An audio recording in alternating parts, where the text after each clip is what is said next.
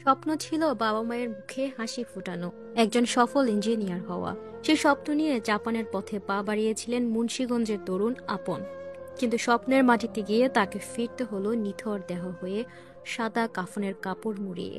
ক্ষুধার কাছে হেরে গেছে আপন। জাপানে না খেয়ে আপনের মৃত্যু হয়। মৃত্যুকালে তার ওজন ছিল মাত্র 10 কেজি। আপনের ঘরে তখন নিস্তব্ধতা, মৃত্যুর গন্ধ তার ঘরে।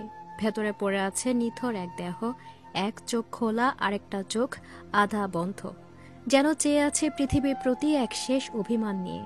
ভাতের এক মুঠো চালও ছিল না তার পাশে। রান্নাঘরের এক কোণে পড়ে থাকা একটি খালি হাঁড়ি যেন চিৎকার করে বলছে, আমি কিছুই দিতে পারিনি ওকে। প্রতিবেশীরা দরজার বাইরে খাবার রেখে ফিরে গেছেন, কিন্তু কেউ ডাকেনি, কেউ সাহস করেনি কাছে যেতে। তখনও সে বেঁচে ছিল কিনা কেউ জানে না। যেখানে আপন বিদেশে উচ্চশিক্ষার জন্য স্বপ্ন নিয়ে গিয়েছিলেন, সেখান থেকে তাকে ফিরতে হলো নিথর হয়ে। সবকিছুই ঠিকঠাকই চলছিল তার, কিন্তু আচমকা হঠাৎই গত 2 সপ্তাহ ধরে তার হদিস মিলছিল না। অবশেষে বুধবার বাসার দরজা ভেঙে তালাশ উদ্ধার করে জাপান পুলিশ। বাংলাদেশি তরুণ জাপানের সাইকামা শহরের কান্ত ইন্ডাস্ট্রিয়াল কলেজের প্রাক্তন ছাত্র। বাবা মায়ের স্বপ্ন পূরণে অটোমোবাইল ইঞ্জিনিয়ারিং পড়তে তিনি পাড়ি জমিয়েছিলেন জাপানের শহরটিতে। আপনের মৃত্যুর কারণ বেশ হৃদয় বিদারক, যা আপনার চোখের জল এনে দেবে, আপনার হৃদয়কে নাড়া দিবে, আপনার বিবেককে নাড়া দিবে। এই আধুনিক যুগেও খাদ্যের অভাবে মৃত্যু হয় মানুষের, এটা বিশ্বাস করা অনেকটা কষ্ট, তাও জাপানের মতো একটা দেশে। আপনের ঘনিষ্ঠজনদের সূত্রে জানা যায়, গত বছরের ডিসেম্বর থেকে আর্থিক নানা জটিলতায় হতাশায় ভুগছিলেন আপন।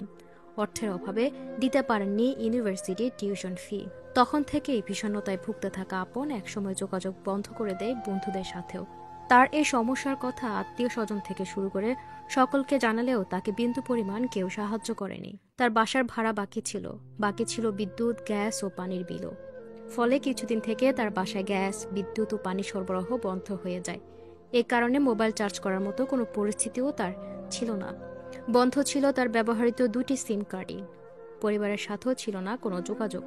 আপনের প্রতিবেশীদের বরাতে তার ঘনিষ্ঠজনরা জানতে পেরেছে, আপনের মৃত্যুর আগের শেষ 15 দিন তাকে দেখতে পায়নি কেউই। সর্বশেষ যেদিন দেখছিল, তাও রান্নাঘরের জানালার ফাঁক দিয়ে। আপন তখন মোবাইলের ফ্ল্যাশ জ্বালিয়ে বলেছিল, কিছুই দেখতে পাচ্ছি না, আর জানিয়েছিল গত 4 দিন যাবৎ কিছুই খাননি তিনি। এর পরের গল্পটা হৃদয় বিদারক ও ভয়ঙ্কর ঠাসা। গহীন অঞ্চলের সে একলা বাসার দরজার সামনে প্রতিবেশীরা খাবার দিয়ে গেলেও সেগুলো পড়েছিল সেখানে। তার সহপাঠীরাও দরজা ভাঙার সাহস করেনি জাপানের কড়া আইন কানুনের জন্য।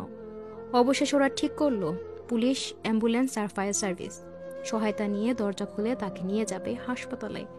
কিন্তু নির্মম নিয়তি যেন তার হতে দিল না। যতক্ষণে দরজা ভেঙে ভেতরে ঢুকলো জাপান পুলিশ, ততক্ষণে মৃত লাশ হয়ে পড়ে আছে তরতাজা 26 বছরের তরুণ আপন। এক চোখ পুরো খোলা, আর এক চোখ অর্ধেকটা নিভু নিভু ভাব। যখন লাশ বের করা হলো, তখন তার ওজন মাত্র ছিল 10 কেজি। জাপান পুলিশ ময়নাতদন্ত শেষে জানালো, আপনের মৃত্যু হয়েছে 2 থেকে 3 দিন আগে। আপনের মৃত্যু যেন এই পাষণ্ড সমাজকে চোখে আঙ্গুল দিয়ে দেখিয়ে দিল কতটা নির্মম আর হৃদয়হীন হতে পারেন মানুষরূপী কিছু অমানুষরা। আজ হয়তো তার জীবন বেঁচে যেত, কেউ তার পাশে যদি দাঁড়াতো, আত্মীয় স্বজনরা মিলে কিছুটা সাহায্য করলে আজ গল্পটা না খেয়ে মৃত্যুর বদলে হতে পারত একজন বিদেশ ফেরত, একজন প্রকৌশলীর কোনো নতুন আবিষ্কারের। আপনের মৃত্যু আমাদের চোখে আঙ্গুল দিয়ে দেখিয়ে দিল, মানুষের মৃত্যুর জন্য এখন আর যুদ্ধ, রোগ বা দুর্ঘটনায় যথেষ্ট নয়। একাকিত্ব, অবহেলা আর আর্থিক অনটন, সমাজের নীরবতা অনেক বড় খুনির মতো নিঃশব্দে কেড়ে নিতে পারে একজন মেধাবীর জীবন। এ ঘটনা প্রমাণ করে কখনো কখনো একজন মানুষকে বাঁচাতে টাকা লাগে না, লাগে একটু খোঁজ, একটু সহানুভূতি, আর একটু ফোন কল, আর একটু সাহায্য। কিন্তু আমরা এতটাই ব্যস্ত, এতটাই আত্মকেন্দ্রিক যে কারো নিঃশব্দ ডাকও আজ হারিয়ে যায় আমাদের মিউট করা চ্যাট বক্সে। একটা সমাজ কতটা পাথর হলে একজন তরুণ ক্ষুধায় মারা যায়, আর তার লাশ উদ্ধার হয় অনেকদিন পরে। যে তরতাজা তরুণের বয়স 26 বছর, ক্ষুধায় খাবারের অভাবে তার ওজন কমে 10 কেজি হয়ে যায়। এ প্রশ্নের উত্তর আমরা সবাই। কে দায়ী আপনের মৃত্যুর জন্য? শুধু অভাব, নাকি আমরা সবাই, তার চেনা মানুষরা, যারা একটু সাহায্যের হাত বাড়িয়ে দেননি আপনের বিপদে? দর্শক, আপনকে যেন আল্লাহ তাআলা জান্নাতের উচ্চস্থান দান করে, সেই সাথে তার পরিবারকে যেন এ শোক সইবার জন্য ধৈর্য দান করে, আমরা সে দোয়া করি। এ শোক আসলে সহজে ভোলার মতো নয়।